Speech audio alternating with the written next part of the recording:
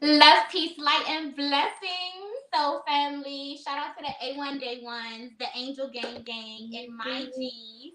And welcome to the Three of Cups Talks, you guys. And per the title, Unconditional Love Exorcises Darkness. Or the way Destiny actually said it sounds a little better. Unconditional Love Exorcises Demons. Sounds a little more dramatic. It is. It's a dramatic effect when you say it that way. So, we miss you guys. I know A1 Day Ones, y'all like, so this bitch just gonna come on here with her sisters for the Three of Cups and ain't gave us no content in 2 to 3 weeks. Don't We're waiting for our divine masculine feminine reading. Like, run the ting. Don't judge me. Please don't judge me. Okay, I'm going through something spiritual. I'll share it with you guys shortly.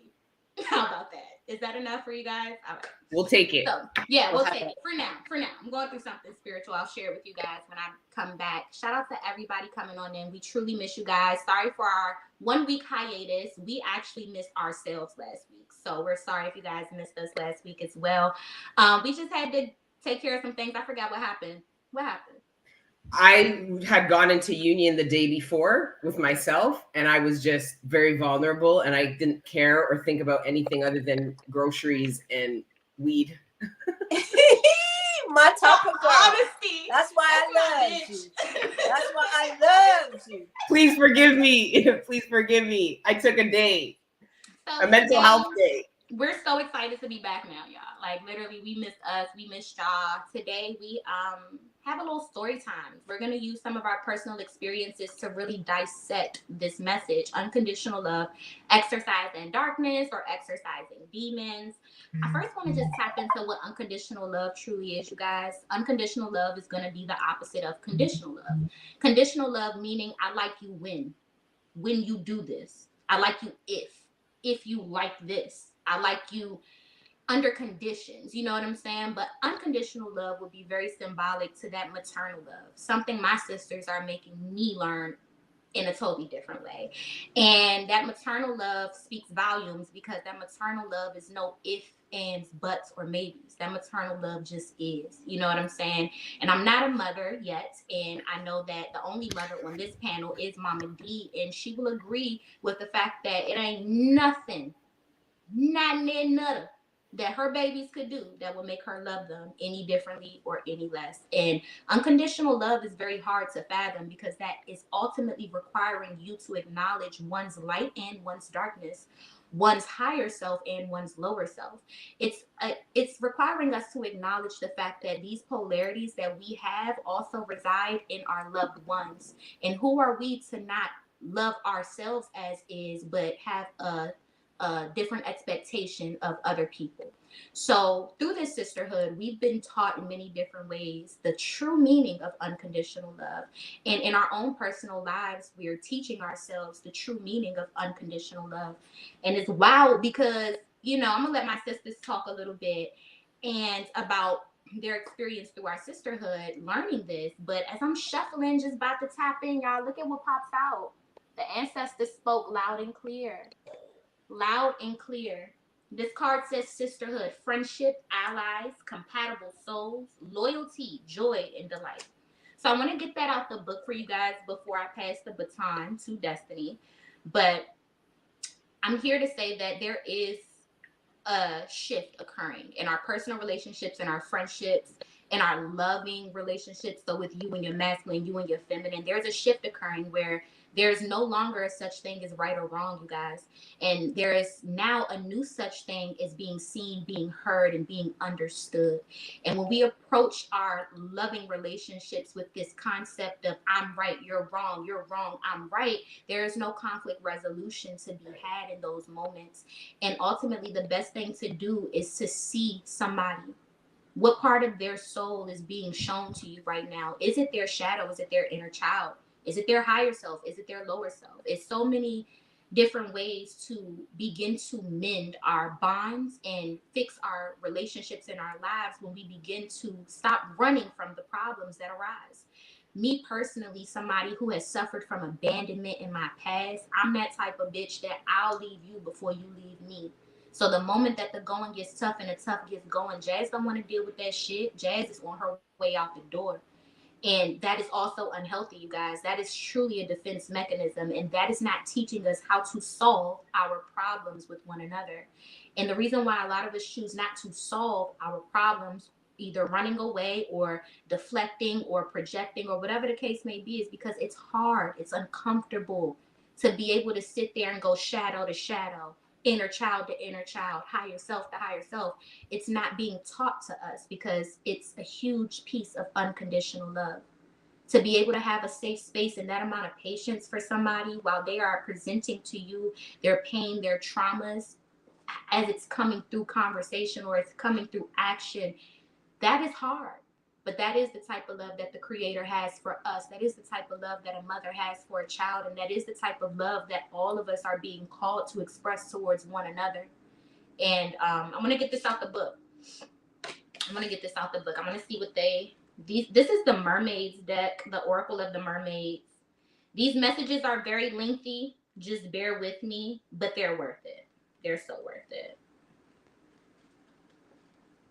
It says, we mermaids are so often like sisters. We are raised with each other and we bond closely to each other and create friendships that comfort, guide, stretch, and inspire us. We have an enormous family and we are rarely lonely because of this tendency to live in clan-like groups. Because we see no division between us and the sea creatures, we often form very close bonds with dolphins, dugongs, turtles, and even the quiet nautilus. When we come to you in the form of this card, we wish you to know that soon you will find your clan. There will be new friendships for you that feel like family.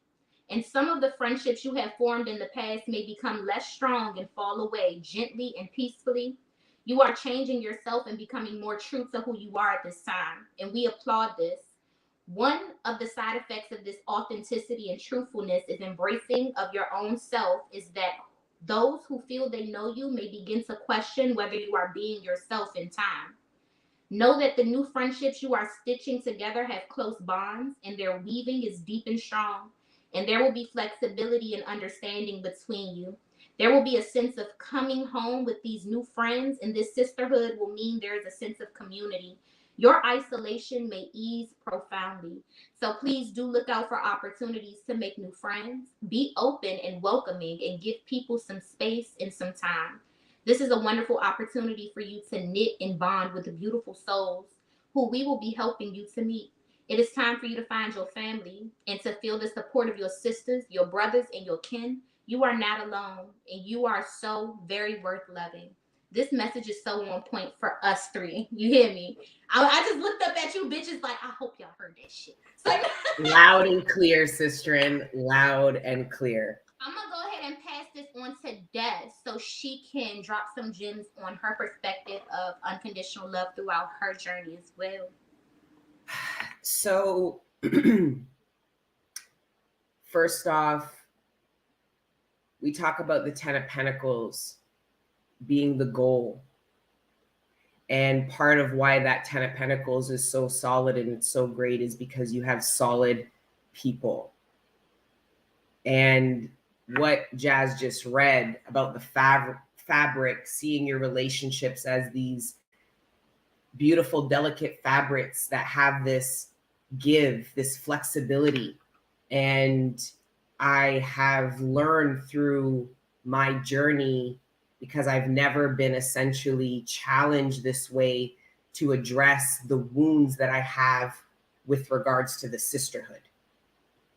And a lot of those wounds stem from, we talk a lot about dad issues, you know, but I believe that those stem from the mother archetype as well. And as I've worked on my relationship with my mother, it has taught me key skills that I'm now applying to this relationship, but vice versa.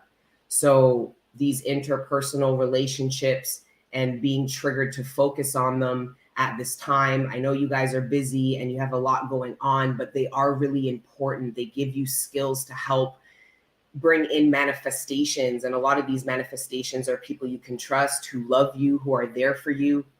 And when it comes to unconditional love, it has to do with, like Jazz said, the higher and the lower self. You cannot first of all, you can't give unconditional love to someone if you don't have it for yourself, which is why a lot of this journey is about, you know, allowing your higher self to initiate this union and explore and heal and ascend the shadow, so they essentially can come into union so that you can have unconditional love for yourself.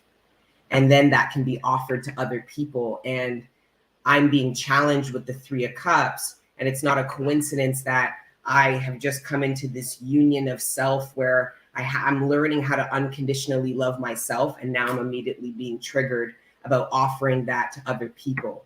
So I am here on this panel of women, high priestess, who mirror me for light and for dark. And I'm having to be challenged to how I'm going to respond to that. When I'm being mirrored through myself, through someone else, how do I treat them? How do I respond? Is it with love, understanding, and a willingness to hear their perspective? Or is it through a defensive, aggressive, and you know what I'm saying? The opposite of that. What's the response? So I've been karmically challenged to not do what I typically do karmically.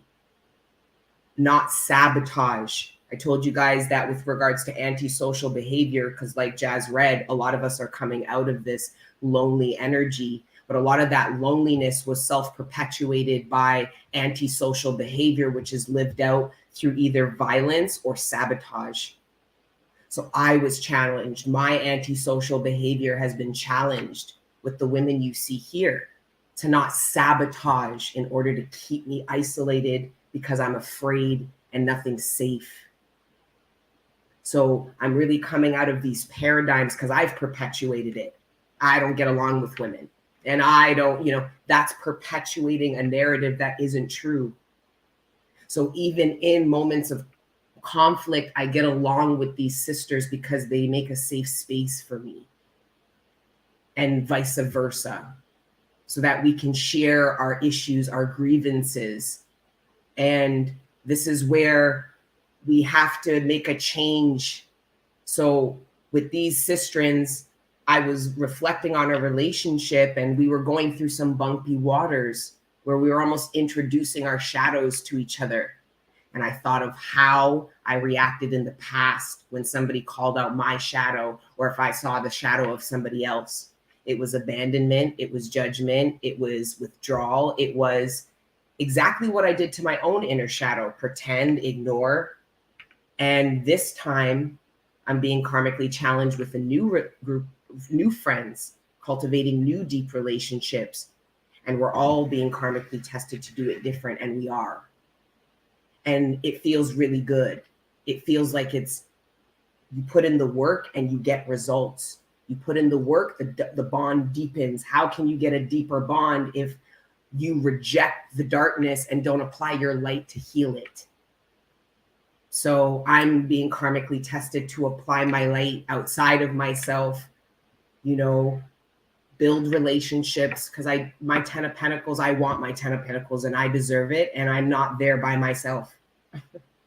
So unless I want to be there by myself or not even make it to my 10 of Pentacles collective, I'm just sharing with you the importance of being vulnerable and making space for people, and not being so quick to push them away or shut down, or, you know, because this triggering is, like Mom says, if it's me, it's you. If it's you, it's me. So, you know, yeah, that's what I have for now. I mean, I can sit here for hours and go on about this topic, but Mom, what are your thoughts on the great sisterhood, especially after your message about, you know, the mother and the father and the healing and union energy that's happening?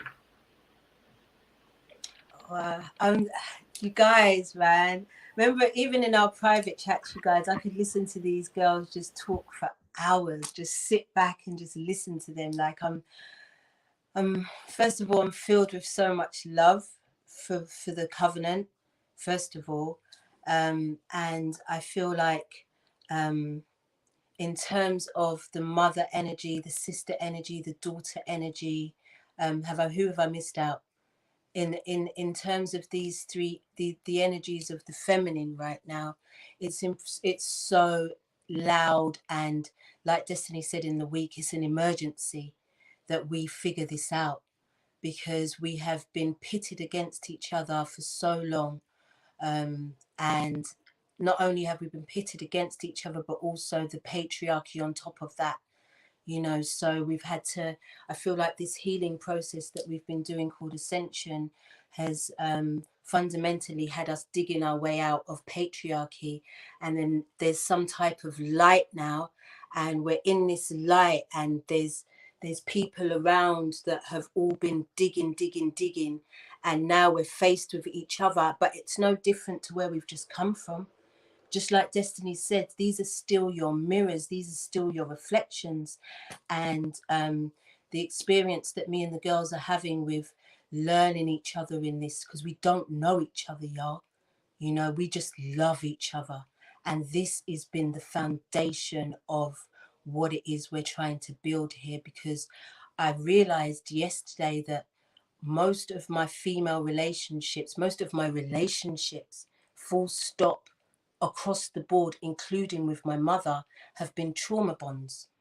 So as we've been, you know, we've trauma bonded, so we get on, there seems to be a level of love when there is conflict, because at least you're airing you're being able to release whatever it is that is within you through trauma, and using only the shadow as an excuse as to why you're moving in a particular way. But in this paradigm, in this timeline, now we're being called to bring everybody in, all 5 aspects of ourselves, so that like Destiny was saying, rather than Destiny and Jazz was saying, rather than running from an aspect of yourself, because it's just a mirror. And sometimes when you see outside of yourself, it's even more traumatizing, you know, like, but just being able to recognize that that is a part of you, as opposed to something that's attacking you. It's just an aspect of yourself trying to tell you something, trying to let you know that it's okay for you to feel this way, but it doesn't mean that the people that are experiencing it now are going to run away from you. So what I'm trying to say is, in this whole dynamic of sisterhood, motherhood, daughterhood, all of it, we have to be able to create a safe space. In the reading that I did for the mother, one of the things that she was asked to do was transform. And so that meant that she had to transform her reaction, her responses, able to respond. Are you response able? Are you able to respond to all of the things that you are faced with at this time? Because this is going to be very pivotal to building these new relationships and these alliances and these covenants with not only your sisters, but your brothers too. You know, so I feel like everything that we've all been experiencing in the last at least couple of weeks has been the catalyst to bring us here to be as transparent as we can about our relationships, past, present, and future, because I think it's important that we talk about our past relationships with women and our mothers, our present relationships, because right now in the present it's scary. I'm going to admit to it. It's a little bit terrifying, you know, because I'm used to now, through the digging out of the patriarchy, I'm used to myself now. You know, I'm good in my own company. This whole business of coming together with others is come a say, come a saw with my ass, you know, but really and truly, that is not healthy for me, because I'm not an island. You know, I need a covenant. I need sisterhood, especially at this time, because we've never had it before, y'all. Y'all are fighting within your own bloodline sisterhoods, never mind the ones outside, you know. So now, in this time when we are being called to, like Destiny said, listen to each other, able to respond to each other, give each other safe spaces where we can completely express ourselves and not any part of us be demonized for doing so. And also have the patience, because remember last year 2021 was all about patience.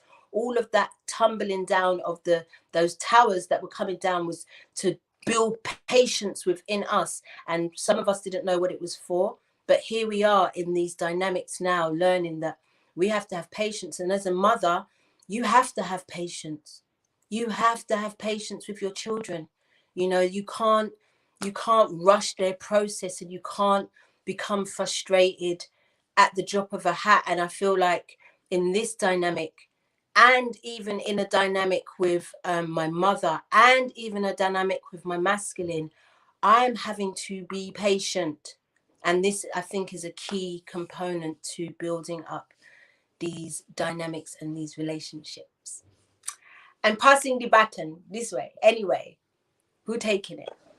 I wanted to, because Mama was saying, like, in the midst of us approaching conversations, being reactive and proactive, I want to talk a little bit about that, because sometimes our reaction is really showing how much we let our shadow live versus us being proactive in regards to our conflict resolution and our most closest and personal relationships. And I think that it has a lot to do with the term confrontation and how we view confrontation. There are two sides to confrontation, but ultimately confrontation is to just confront. That's it. Now, how you choose to confront something is ultimately up to you. The shift in this paradigm is some of us have been avoiding confrontation, and we are truly being encouraged to go there in our personal relationships, to dig deeper, to get to the root of it, and to use whatever is necessary, meaning every tool that you need, grab that bitch. So if you need your shadow to express yourself, then do that. And we shouldn't be judged for that. Nobody should be shunned for that or loved any less for that, because every single last one of us has that type of expression, even if it looks a little different. And if that's the best way for somebody to express themselves, then we have to honor the fact that, you know, this is necessary in some of the relationships that we have in order for them to be authentic, in order for that love to remain unconditional. You know, we can't, when the shadow presents itself, or when the flaws come out, or when the darkness presents itself, we can't run from it all the time. That is symbolic of how we run from it within ourselves. So that's why, like Des said, man, like the only way you will understand this unconditional love concept is if you start practicing it for yourself. When you begin to formulate that type of love for your own darkness, for your own shadow, hold that safe space for your own self, it becomes so much easier now to identify the scenario outside of yourself and see that that is an opportunity for you to do it outside of yourself now. So a lot of the reason why our relationships with our parents, our relationships with our siblings cannot be mended up until this now moment is because we ain't been ready to go there.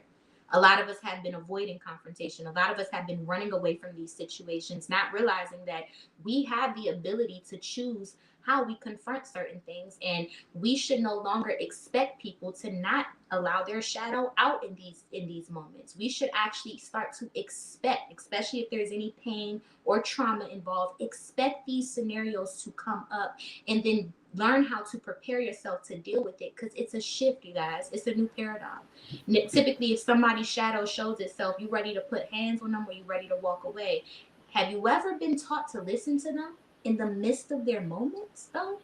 And that's what we're being urged to do. That's what we're being called to do. It's no longer about who's right and who's wrong. It's truly about being heard, being seen. Sometimes some people's shadow just need an ear to be heard and to be seen.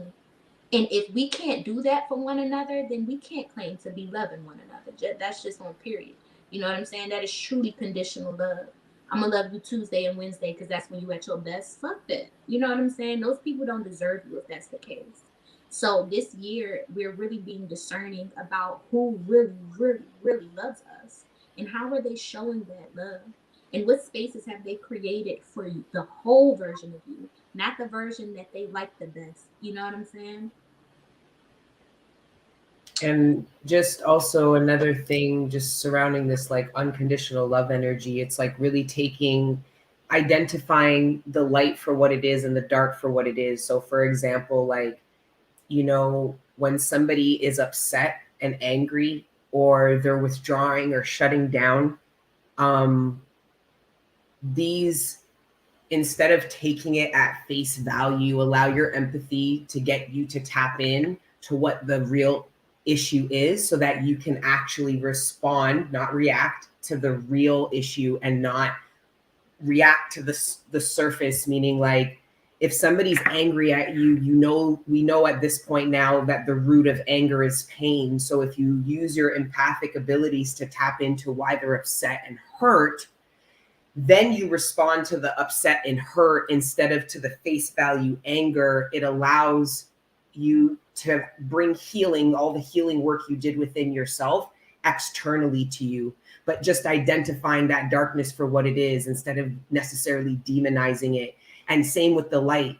You know, the girls talk about love languages and stuff like that. And sometimes people are shining light and giving you love. And because of how you're viewing it, or because you don't understand the language, or maybe even quite frankly, don't value that, you're not seeing the light that this person is offering or the light that you're being offered. So it's just kind of like, I just felt to just share, there's this need to be kind of aware, like increase our conscious awareness to what we're being presented by people, even if it's not the way we like it, or, you know, like Jazz was saying, when it comes to anger and the shadow and stuff, we don't accept our own, so we don't accept others, but we don't also try to understand it because we don't try to understand our own. A lot of people just chalk it up to, I have anger issues. So of course, when their friends get angry, they're going to be like, oh, well, they're just a bitch, or, oh, they're just that. There could be this lack of compassion and understanding for what the shadow is ultimately trying to show, not just yourself, but the other people you're trying to cultivate relationships with. And it's really simple. I'm sensitive, I'm wounded, I'm scared, and I don't fucking play about me, and I have boundaries, and I'm doing the best I can to not perpetuate karmic cycles. Like, it's your shadow's just kind of like, you know what I mean? And I'm learning, because I do shadow work, I need to apply what I've learned externally to me now and give the benefit of the doubt. Like, oh, I'm looking at myself through someone, and I need to have compassion for myself. So I should probably have compassion for that person because they're mirroring me and they probably feel just as scared, unsure, and as uncomfortable as me. Now, all of a sudden, you're not pushing each other away. You're actually bonding, even through shadow energies. And that's how we get unconditional love. And that's a very high currency when it comes to abundance. We talk about money and the currencies of money, okay? The highest is love and that unconditional love vibration. So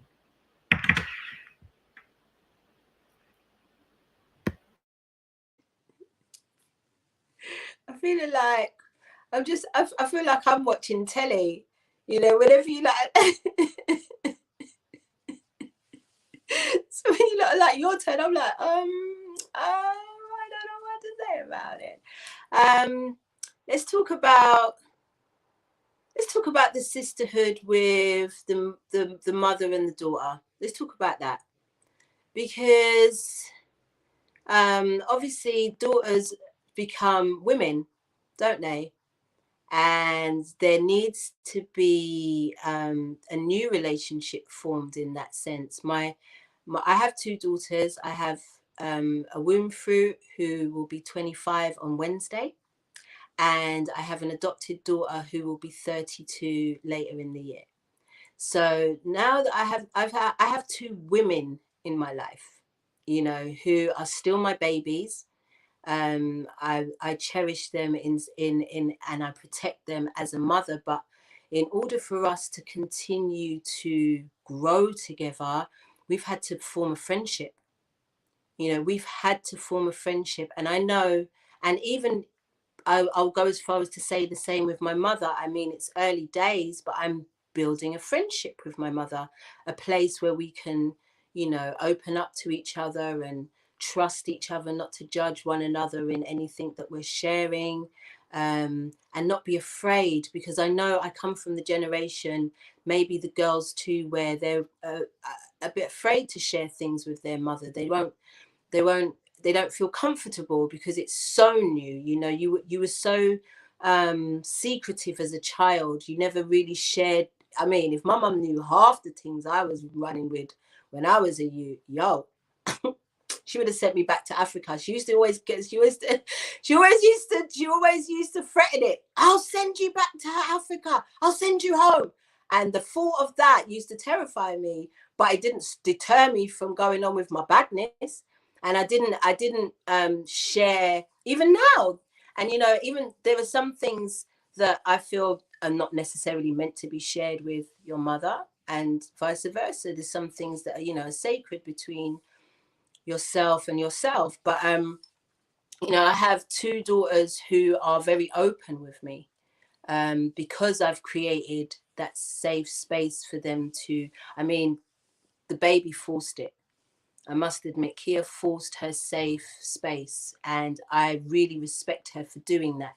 She really made sure that she said whatever she wanted to say, even if I didn't want to hear it, from a very, very young age. And as a mother, I respect that, because again, she's her own soul. And again, I was traumatized. I was a traumatized mother. She came through a traumatized portal, but the mirror of my inner child through her gave me that compassion for her. And plus, obviously, she's my baby. I felt unconditional love towards her. But many mothers don't allow their children to speak and say what it is that they feel. And this is another thing that we're going to have to break in this new paradigm, my loves. It's very important to allow your children to have a voice, even if their voice is raging and screaming, because we talked about the shadow. The shadow is in children too. And when they want to express it, we have this tendency to shut it down. So as adults, it's not a safe space to do that, not only with other adults, but, you know, with their parents. So I'm urging a lot of mothers that are maybe tuning in to please allow your children to express themselves, not disrespectfully. I'm not saying that you should allow your children to be disrespectful, but allow them to express themselves so that as they turn into adults, you can maintain a relationship with them where there is open dialogue, because that is the fundamental breakdown of all relationships. Communication. If the communication is not safe, then the relationship is not safe. So that's all I want to say about that right now. Just Jazz, before you go in, because I see this, I know you're about to go in right now. Just one thing about the mom archetype. It's very much linked to the inner child archetype. And I just want to, I'm not a mom, but I could only imagine having to raise a child and offer this child everything that my inner child wished it had and is yearning and begging for. So that's why sometimes, you know, it's easy to maybe to judge women and their mothering and parenting. But if you look at what they give their children that they didn't have, it's really quite remarkable. And that's a battle, and that can be really difficult. And doing that just for the moms that might be struggling with certain ages, almost like, because I believe that your children will trigger you at certain ages because they're mere reflections of you, to look at certain things that you have to go within and honor the part of you that wants that love and attention that you offer to your own children. Is this making any sense? Yes. Okay. I was honestly, I'm confused by this. So it's highlighted because I rarely get confused by questions. It says, can we talk about how daughters, when they become women, believe they are greater than their mothers? Now, I'm not a mother, and I'm going to pass this on to the only mother, but my only question before I pass this on is, are we not supposed to raise them to be better than us?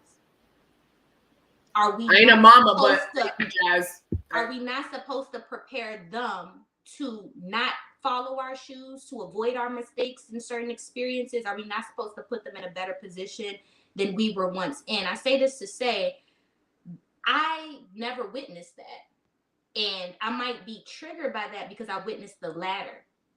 I've witnessed mothers envious and jealous of their daughter's successes for whatever reasons that I'm not a mother and I can't speak upon. So to see this coexist in the same world as what I've experienced, I would love to hear your perspective, Mama. What do you think about when daughters become women, having a perspective that they are now a better mother, a better parent, or overall a better woman in general towards their own moms?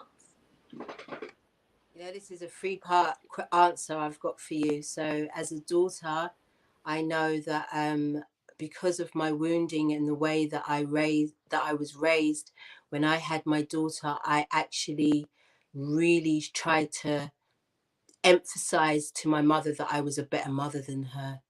And that can be very, very damaging, So I see it in two throngs because I'm three different ways. So first of all, like I say, as the daughter, there was a time when I suggested to my mum very blatantly in front of her, as Kia was laying on me. Kia was about 14 years old, lying on me on the sofa, and I suggested to my mum that I had a better relationship with my daughter than I had with her because of the way that I'd raised her. And my mum just started crying in front of both of us. She just broke down in tears. And that humbled me. It stopped me from doing that. And what I learned was that really and truly, as it doesn't matter what you do, what you try to give your child that you never had, what you try to do to overcompensate and even to upgrade them, karma is a very real thing. And it is in the DNA. This is where it's true. This is where it's very evident. You'll see it come through. So as much as I thought that my methods of mothering were better than my mother's, my daughter still had issues with me. My daughter still showed me the mistakes that I made. My daughter still made me aware of her damaging through my parenting. And again, so I would say, first of all, be humble no matter what. But on the second thread, having a daughter who's now a woman, and not necessarily to say that she thinks she's better than me, but she is the upgrade of me. I'm a Nokia and she's an iPhone. That's just what it is. She's, again, because of our environments and everything else, your children are going to be an upgraded version of you, but that doesn't necessarily have to be displayed in the relationship. It doesn't have to, you don't have to make somebody feel like, for instance, your mother feel like she's obviously like me and my mum don't know shit about technology. We have to look to the girls to help us and to hook us up. So we're in the same boat in that. And I may know a little bit more about, maybe this spiritual journey and maybe a little bit of herbalism more than my mum. But there's things that my mum knows, the knowledge and wisdom within her that I can't, is unmatched. I could never have that because I never had her experiences. So I feel like in this instance, please know that you are raising kings and queens and gods and goddesses in this whole thing. So you want your children to be raised, they stand on your shoulders, but at the same time there needs to be a level of respect, and that doesn't need to be displayed in a toxic way towards either your mother or your daughter, if that makes sense. Because like Jazz said, there are mothers that are very jealous of their children, and that's in a very simple way is because they didn't live their lives. That's because they didn't put themselves first. I'm sorry if this is triggering you, but I'm going to tell you the truth, because I'm going to let you know that just because some of us had children young, I had my baby at 20, that didn't stop us from fulfilling our dreams. That didn't stop us from being the best versions of ourselves that we could. And if you chose that, then that was a choice that you made, and you can't project that now onto your children. And definitely don't turn around and ever tell your children that you sacrificed for them. Please don't do that, because that was your choice. Me as a mother, that was my choice. So that's all I want to say about that. So I just wanted to that was beautiful, Mom. Thank you for giving us that perspective. Like Jazz said, me and Jazz aren't moms, and I don't really look at it that way, but ultimately, no, we aren't. But I do want to give the other perspective of that, because as a youth, I swear I spent my entire childhood trying to tell the adults around me that I could see the future. And they didn't believe me. And it took me to be almost a grown-ass woman to put my foot down and say, I don't have to convince you. You guys are either going to get on the ark or you guys are going to stay here and get washed away, because that's what I heard happens. Like, that was literally, I got to that point. And guys, the fact of the matter is, of course, the youth know they are the future. They know what we do not. It's embedded in the cycle of life. So just as much as we have to respect our elders because of the cycle of life they've experienced and have conscious awareness of that we do not, we have to have that same respect for the child that has a complete conscious awareness because of their access to the future. They're gonna build it. Of course they know. Like Mom said, it's the 2.0 going from a Nokia to a fucking iPhone. That was a big gap. But imagine the iPhones trying to convince Nokia that it's the future. And Nokia's going, no, we're going to put you in low production. Just make a couple hundred of them. Everyone has an iPhone now. So but it's both, because the fact that we don't honor the elder has put our spiritual ecosystem in massive disarray. Our whole, like, think of council, judicial system is all fucked up because of what we did to the elders, and we experience karma for that. A lot of injustice in our third dimensional world because the people who are supposed to be leading it are our elders, and we disrespect them and have them living in some conditions that elders shouldn't be living in. You get me? Straight up. You know, these are our kings and queens. And if you see their soul and knew their royalty, you'd be like, I need to be doing something about these elders here. But the children, we have to be supporting them in doing great fucking things instead of suppressing them and then having to rebel, and then them going and doing these great things without us, and then us sitting there, you know, in the bleachers while they're in the arena. We don't need to keep going back and beseeding the child because we abandoned the child and then the child became the adult. They inherited the earth. Remember, the children inherit the earth, so be mindful about how you treat the youth, because they're going to create the future we're going to have to live in, essentially, right? So just wanted to give that other flip side, because it's true. But, you know, I remember personally as a child feeling like I'm done trying to prove and get adults to validate that I can see the fucking future and I know where we're going. It would have just helped. But I got it eventually. I got it where I needed to, but I was initiated to choose this path, to choose the future, and to make it regardless. And I got the validation where I needed it. So thank you to Angel Gang, A1s, Gs, because many of you guys validate. Right? I feel like a lot of what this has to do with is ultimately ageism. The reason why I can closely identify with it is because I deal with this shit on a regular basis, not only in my full-time job, but within the spiritual community as well. It's so easy to discredit somebody based upon their amount of experience in this world, not realizing that the age of the soul sometimes determines what you see on that person, not the age of the vessel. So in regards to that maternal projection, I've witnessed that so many times, and I think Mama D hit the nail on the head when she said it's a lot of mothers that, because of motherhood, didn't have the opportunity to live out certain events in timelines that their children are now doing. That is ultimately a form of projection. If your child has never opened their mouth and said, I think I'm better than you, I'm doing a better job than you, you can't do it as good as I can, then that's how you feel about yourself. And that's now how you think other people feel about you. So that is why inner work is so necessary, you guys, because I'm a victim of that. And I just realized in this now moment, I'm a victim of that, because Mama D said, if you are a mother, you should never talk about your sacrifices. From the day I could fucking have a memory, all I can fathom is how much my mama told me that she's sacrificing to raise me. Like, I fucking asked to be here or some shit, right? So now psychologically, I'm considering what the fuck that's done to me from that point up until now. You know what I'm saying?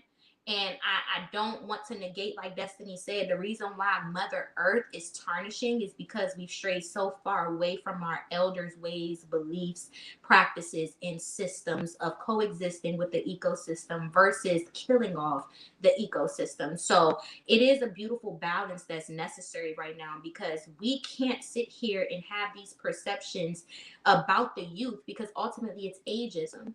You don't believe that somebody that young is capable of doing X, Y, and Z. You don't believe that somebody that doesn't have as much experience as you has the ability to surpass you. You guys got to stop equating that age to anything in this world. Because yes, I'm 27. I'm the youngest one on this panel, but I feel like my soul age is probably their crones, their grandmas, their, you know what I'm saying? Real shit. And that's why claim that fucking, yes, claim that Empress energy straight up. Seriously.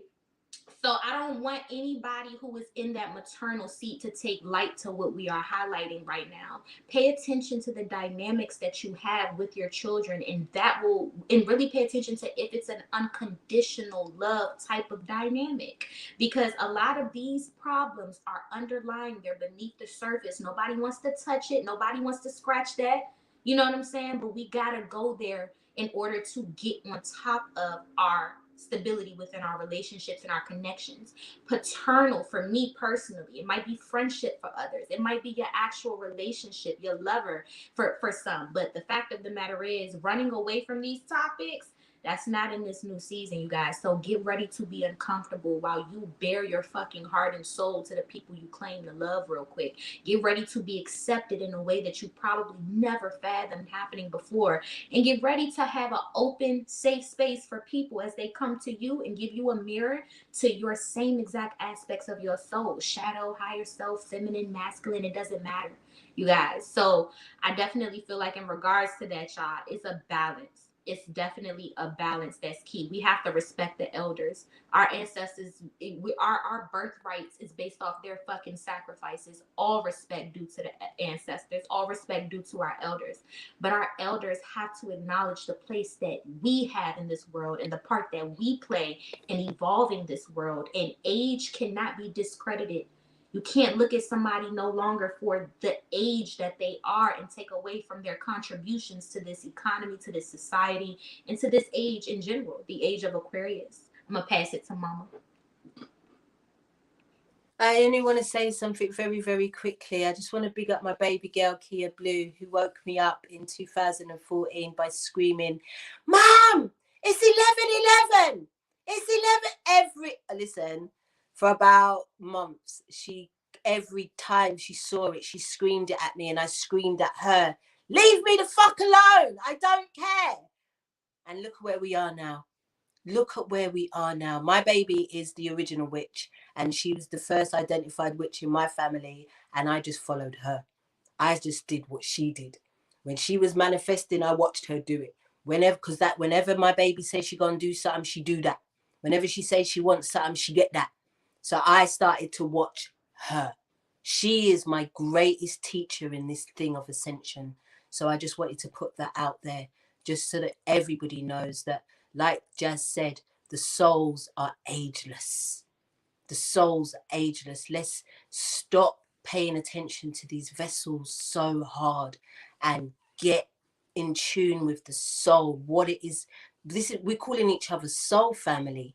It's not a slogan. It's not a term. It's a real life vibration that we have to get into. So big up to the youth. I'm here for the youth. This is why I do this shit, because I work for them too, because they are my future and I want to be part of the world that they build. That's it.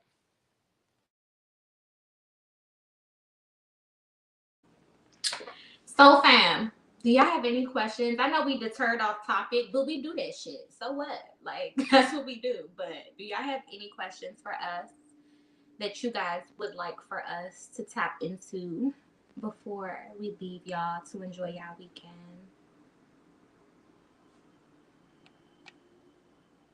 Just let us know.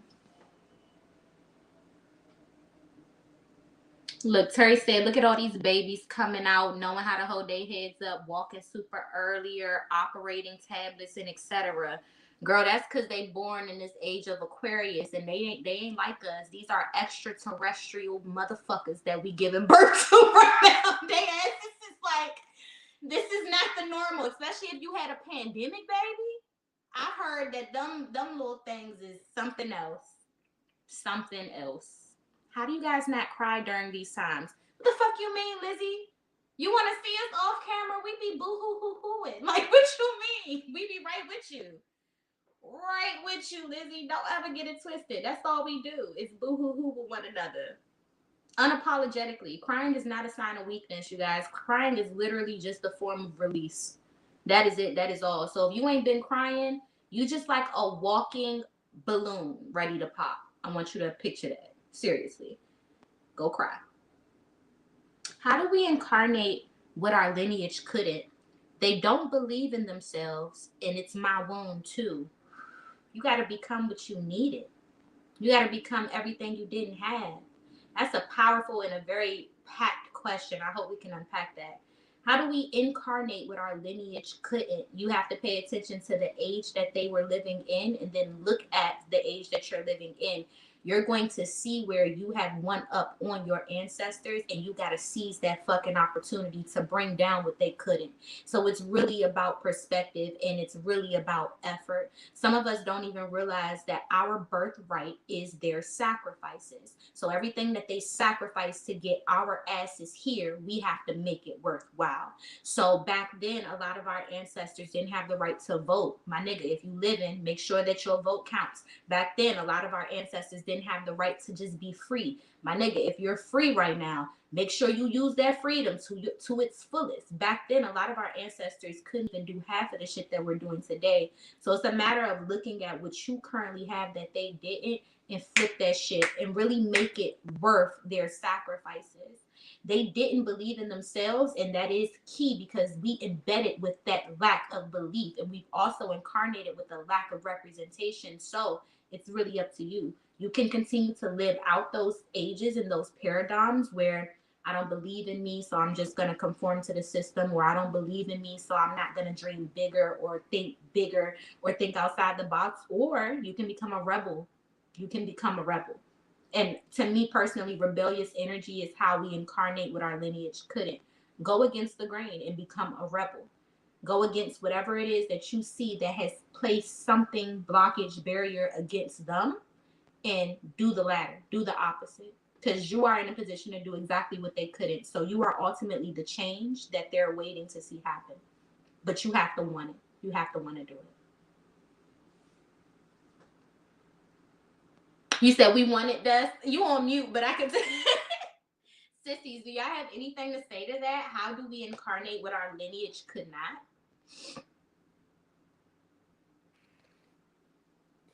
Reincarnate our lineage could not.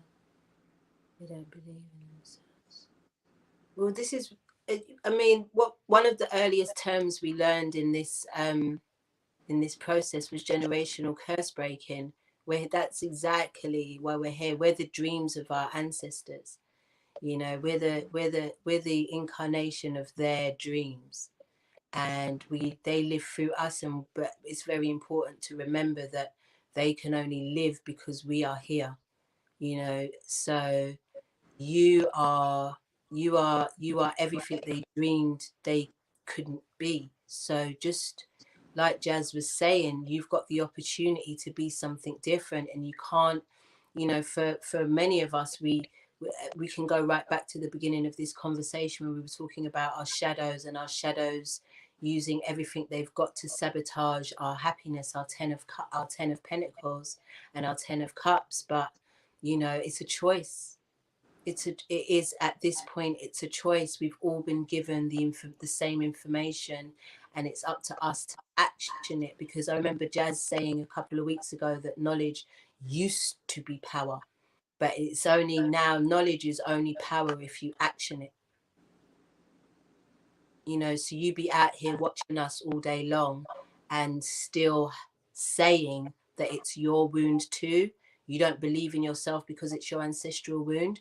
That's what you're choosing to do, baby girl, because you've been watching us for years now. You know, we've been teaching you how to not think like that and not be that. You know, this is, again, this is part of this sisterhood, because as sisters, if we can't tell you the truth, if we can't put it down the way it needs to be said without you being offended or upset, then this is not going to work. You know, we have to be brave enough to stand in our mirrors, being able to reflect to us exactly the exact truth. And we have to be standing in it, and then be prepared to do something, change our behavior, grow, expand, because that's all our sisters should want for us at this point. It's got nothing to do with anything else than other. If it's me, then it's you. If it's you, then it's me. If I'm winning, you better be fucking winning too. So you better fucking believe in yourself at this point, mama. Miss Lila, we love you. Destiny, can you answer that question for Journey? To Nicole? Can you all speak to the Ten of Pentacles and how unconditional love comes into play? Well, for me personally, my lack of unconditional love was actually stopping me from believing the Ten of Pentacles that I could see in theory in Kether, Shukma, and Binna, but I couldn't bring it down because my lack of unconditional love for myself told me I wouldn't deserve it. So when I loved myself unconditionally, so did all this shadow work, gone and faced, I still am. It gets me to see beautiful things like my future and go, I deserve that, even still, regardless. So if you don't believe you're worthy of all these beautiful things you're downloading through your crown, you'll block it. So you have a manifestation. This is the divine God saying to you, this is how great it could be. This is your great, amazing potential and future. And then you try to understand and you go, I can get that in theory. That's great. But then you struggle to feel it and make it part of your foundation and a part of your truth and align to it. So if you love yourself unconditionally, you will never tell yourself you're not worthy for the opportunities that are presented to you. You're not going to self-sabotage. You know, so that's the best way I can say. And not only that, the people who are a part of your Ten of Pentacles, your entire Ten of Pentacles has a shadow. Guys, it's the laws of the universe. Get over it. There's darkness. I know it's hard I can feel it.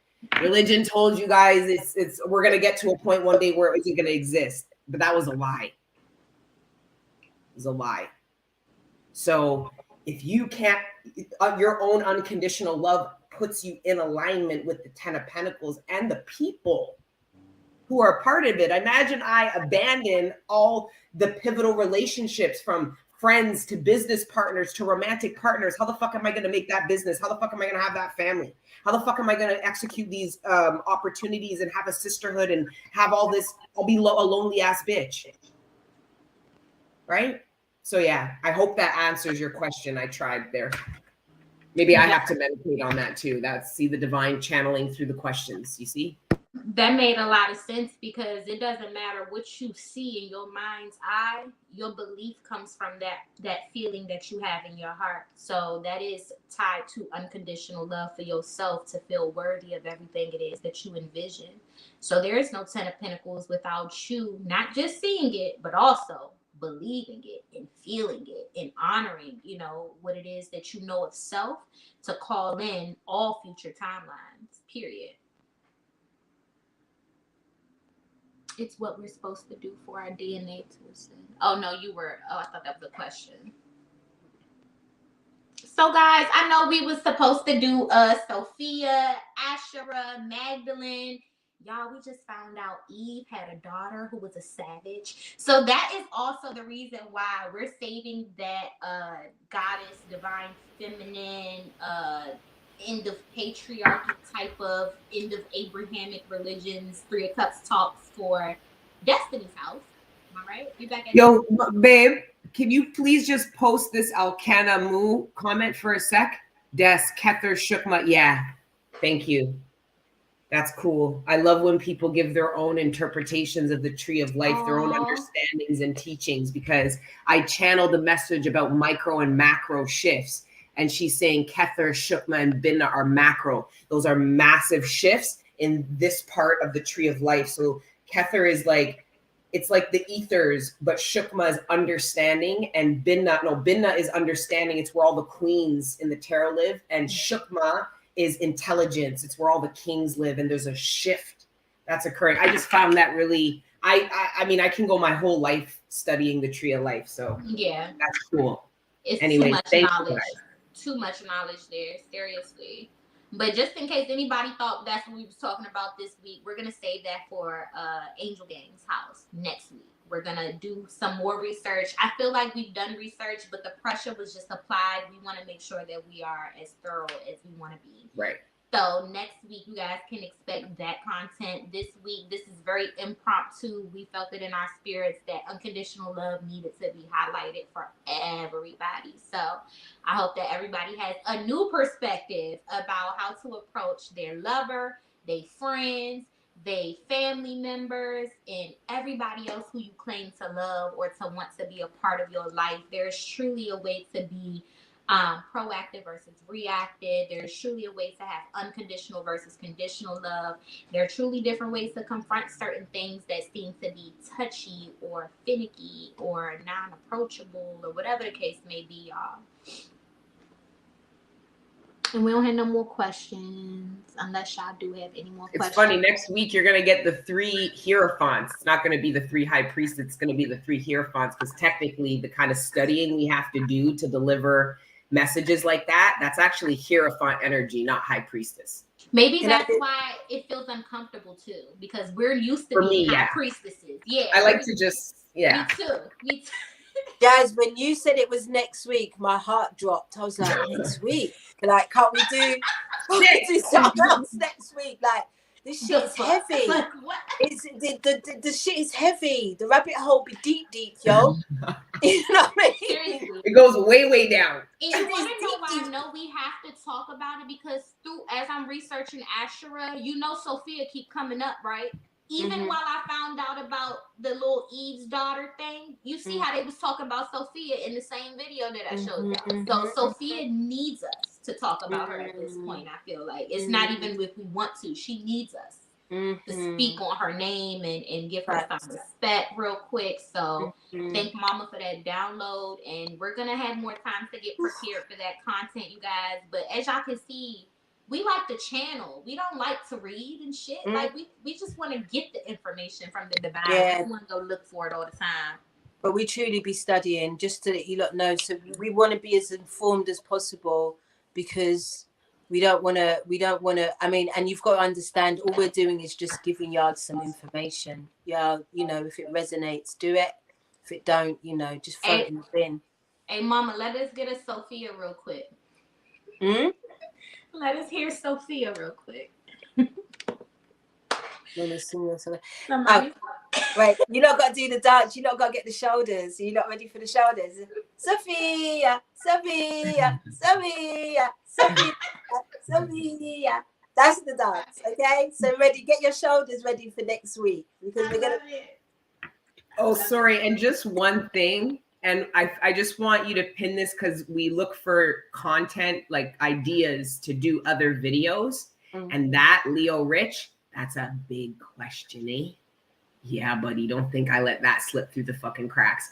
Is seeking revenge low vibrational, or is it unconditional love to where you fight for what you believe? That's a touchy subject. We could see that shit. That can get dark real quick. We can go all places, but that's why you guys have to know, you being active, commenting, it triggers a lot. And that right there is a subject a lot of people like to avoid. Vengeance fucking ways. Especially light beings. But anyway. Interesting. Save that to February. Thank you all for the wonderful donations. As always, we humbly appreciate you guys for all your genuine love and support. And a quick PSA to all the fake bitches who watch the 3 of Cups but really don't want to see us be great. Straight up. It's not. I Straight up. don't even think my ego can approach that any less heated than I just did. Girl. To all them fake bitches that watch the 3 of Cups but really don't want to see us be great. Don't worry. I know why you're afraid and why you don't like it. I get it. I understand the barrel of power you're looking at. Don't worry. Just go hide and come off of this thing here. Yep. Straight up. Just know you deal with 3 alchemists. So whatever you throw at us, we alchemize. That's not always in your best interest. I say this to say, if y'all really don't like people, don't fucking watch them. Don't exchange energy with them. Don't pretend to vibe with them. This is a season of being true to yourself. A lot of y'all bitches don't really fuck with us the long way. And I would humbly appreciate if that's the case. Stay in your lane. Just and you guys and you hosts need to understand. It's not just us. The people you guys bad mind and leech off when you don't, their shadows play with you in the nighttime. They play with you in the nighttime in the ethers. You have bad dreams. You feel uncomfortable. You don't wake up feeling good. Those are people's shadows attacking you when they have time. Okay, I'm just going to come with the mother now. Mum's coming in. Mom. Mom's just gonna say, I do second that, but I feel like as well, my sisters and they're my sisters and my babies. My babies were defending me mostly because I felt it the most.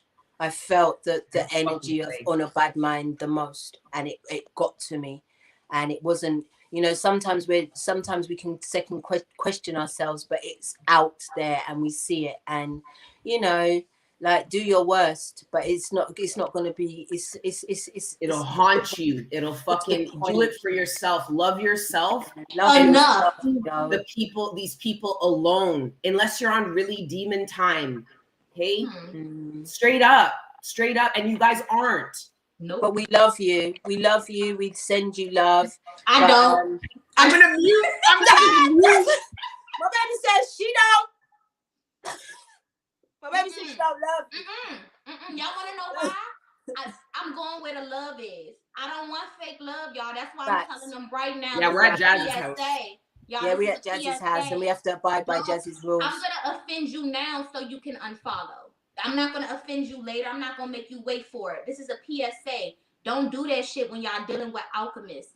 Take it from a high priestess. Like Destiny said, y'all will not know why certain shit is bothering, haunting, my shadow is playing with you in the nighttime. Because your intentions are so fucking ill towards some people that y'all be watching and really don't resonate or agree with. Y'all know how many people use that opportunity when Destiny posted her video to voice their little opinions about our content. You ain't never used this live or this platform where all 3 of these bitches was glued together though. That's some cowardly ass shit that I don't respect. They were hoping that was the end. They fucking tried it. Pop up in the live and tell me how you really feel and keep that same energy. But ultimately, you should not be watching us if you do not fully support, honor, and respect what it is that the divine has called us to do. We don't want your like, your share, or your subscribe. We don't want it, nor do we need it. We don't. So I'm here to let you know Mama is going to be the voice of reason in this moment. You said it in a beautiful way, though, Jazz. You said it in a beautiful way. Very elegantly. I don't want y'all to think that we press for anybody's like, share, subscribe. Or subscribe. It ain't authentic. You hear me? I only want that real love on my platform and on my sister's platform. Because I don't play about them either. I don't play about them. That's one thing. We don't play about each other. Let me stop. So on that note, we're gonna end it there. I chose violence today. It is what it is. Baby, we love you. But it's still classy and elegant as fuck, Empress. Okay. We love you for it. Yeah, don't play. It is. You know, and this is why we come here to encourage you to build your bonds with your sisters and make these alliances, because there's strength in numbers, y'all. Divided we are weak, united we are victorious. Don't play with us. Straight up. Straight the fuck up. Right, we out. So before this turns dark and we go south, everyone have a beautiful fucking weekend. Until next weekend, because there will be one. Yeah. We love you all, and keep letting your inner angels, inner G's, and inner day ones live. We love you guys. Bye. Bye.